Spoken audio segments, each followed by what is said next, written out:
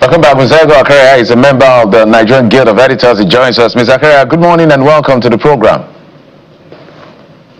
Yeah, Geoffrey, good morning, and Kelly, it's a pleasure to be here this morning. Good morning. As always, there's something I'm checking on your shirt. Whether you didn't wear traditional, or didn't wear tie, I'm trying to, there's something, it looks like there's a change in the wardrobe this morning. I'm trying to figure it out. Don't even bother.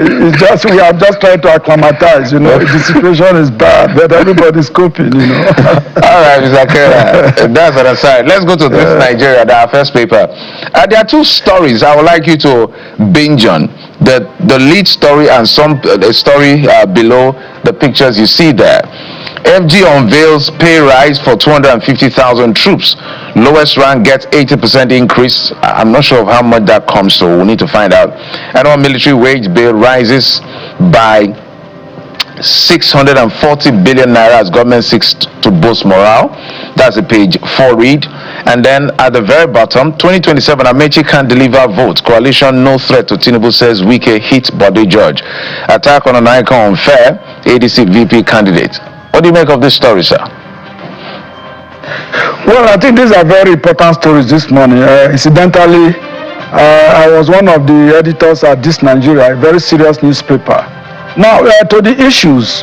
First, I've read reports where some persons are criticizing the president that he's increasing the salaries of Nigerian troops because of the 2027 general elections. I do not think that is what it is. I completely disagree with those who hold that opinion. We all agree in this country that we are faced with very severe, insecurity, banditry, kidnapping for ransom, and of course terrorism, that is almost engulfing the entire country. So there's no better time to boost the morale of our troops. There are about 250,000, the numbers currently, the Army, the Air Force, and the Navy. And as the papers really reported, from the generals, from brigadier generals to major generals, lieutenant generals, and the generals, they are getting a 30% pay rise. Colonels to colonels to warrant officers, they are getting 50% pay rise, and from staff sergeant to private, the average private soldier gets 80% pay rise. That is a morale booster. The last time we had they've increased their salaries to 100,000. Now we saw the uproar. Every Nigerian agreed that that money was just too small for them, for anybody to put his life on the line. So that is kudos to Mr. President, President Bola Ahmed Tinubu. I do not see any politics in this. Every Nigerian thinks that it is time to raise salaries, whether it's that of the armed forces or the civil service. And even those of us who are journalists, we also need a pay rise because, if you look at the economic indices, whether at the macro level or the micro level, prices of goods and services are quite high. So increasing salaries at this point is strategic. From cumulative wage bill of 660 billion, it is rising to 924 billion. That's for the armed forces. The president says that the country is earning more money now from all of the economic reshuffles, all the principles, all the policies that he has put in place, that the more money is coming in. So I think it should go around. The armed forces cannot be left out. Yeah, with regards to criticism of Amaechi by the FCT minister, who says that Amaechi is of no electoral value. For anybody to dismiss the former Rivers State Governor, Chibuike Amaechi, that is of no electoral value, I think for me, I think that is within the realm of politics. Chibuike Amaechi is a very serious politician in this country. He served as minister 2 terms under former President Muhammadu Buhari. Yes, whether anyone likes it or not, he pitched his tent more in the north. He built the Transport University in Daura, that is Buhari's hometown. He faces criticism anyway from those of us who are from the Niger Delta and the south of Nigeria, that he was not able to build rails across the Niger Delta region, and then there were no good roads during his time. Well, to that extent, he gets some bashing. But whether it's of electoral value, I agree that Chibuike is a very strong politician. He has electoral value. For anybody to dismiss him, well, that might be to that individual's peril. So I do not agree with that. Well, there are a lot of issues coming up, and I think that we are approaching the election year. There will be criticism from all sides, pro and for, as it were.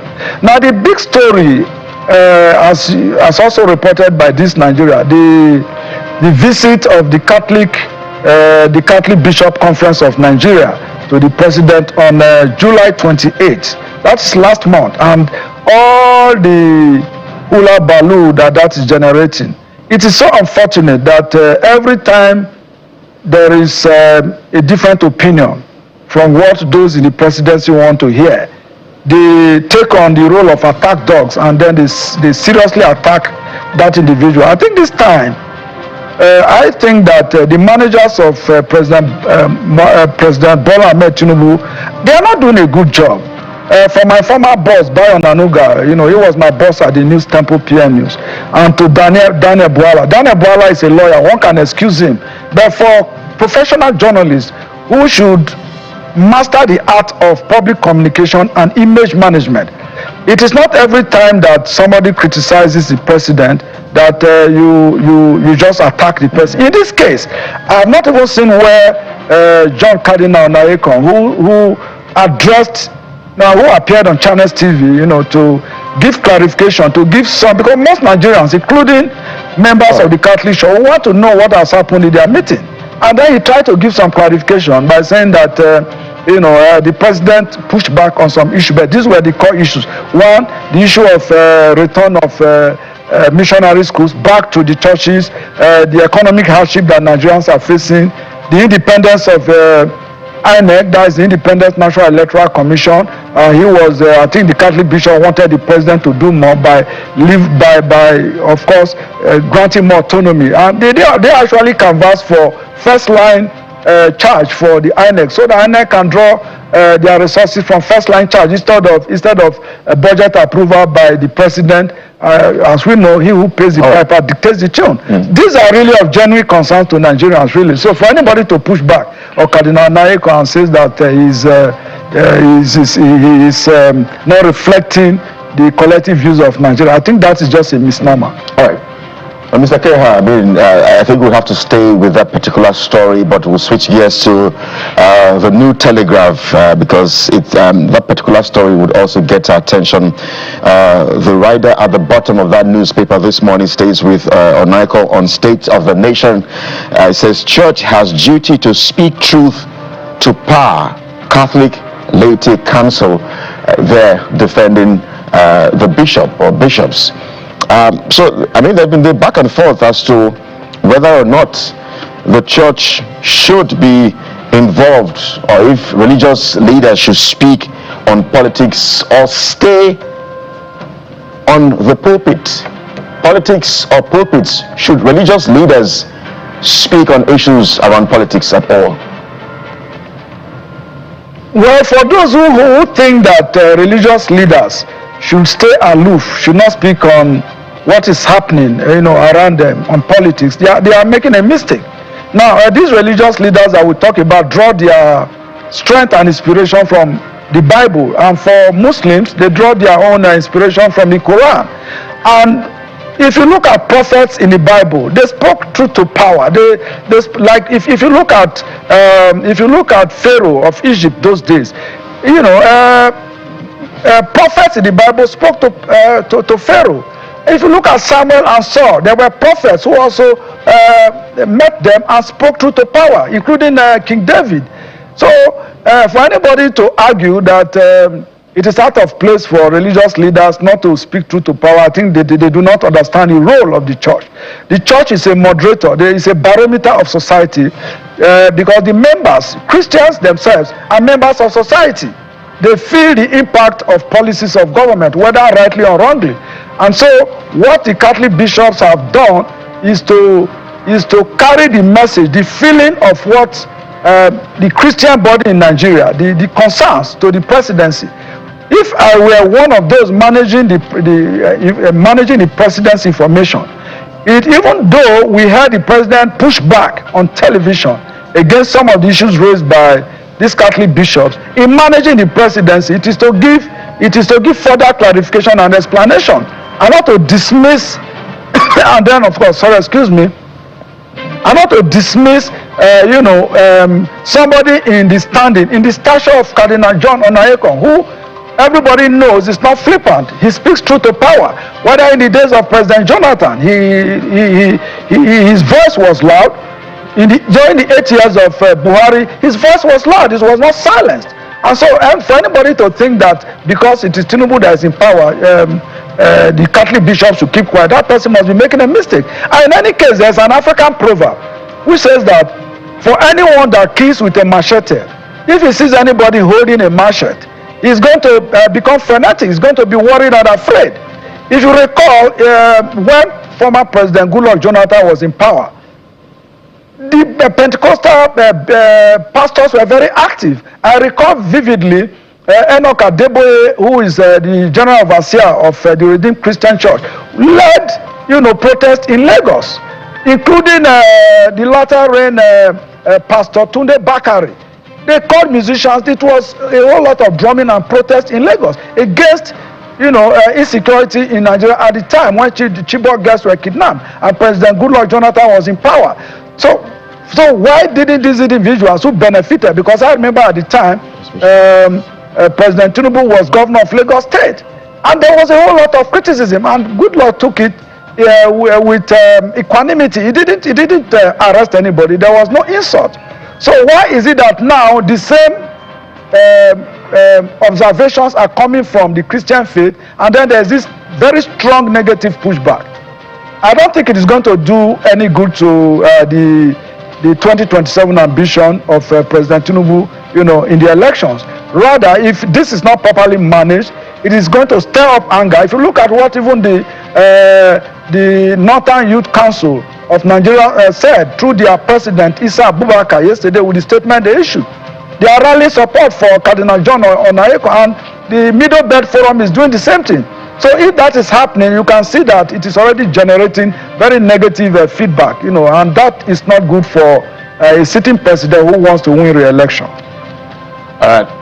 Well, I think the one with Pastor Debe, I think they said it was a prayer walk, not a protest, but that the one with Pastor Tunde Bakari joined the protest, I think, in Ojota area, just to put context. Let's go to the Guardian newspaper, Mr. Akerea.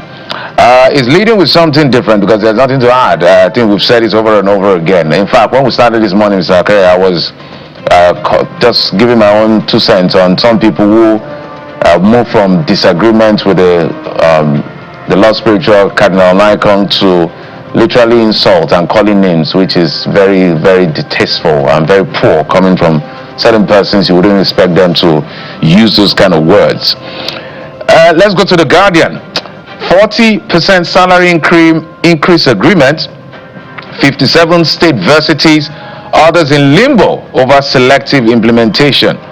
The Guardian always doing the yeoman's job. State stagnation and recess, 57 state universities in limbo with all of the data they've displayed in terms of federal gains and many others. So what do you make of this story? Is a page 6 read on the front page of the Guardian. If you can do that in 1 minute, sir.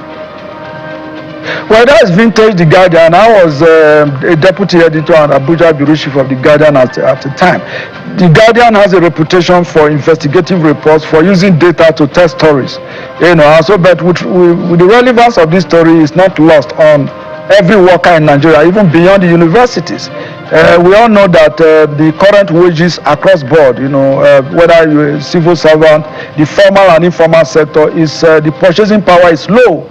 And that is why many Nigerians are being pushed into multi-dimensional poverty. So this is a relevant story, and I think the government has a responsibility to actually interrogate the wage structure across board in Nigeria, with inflation eating deep and the prices of goods and services, of course, getting beyond the reach of the average Nigerian.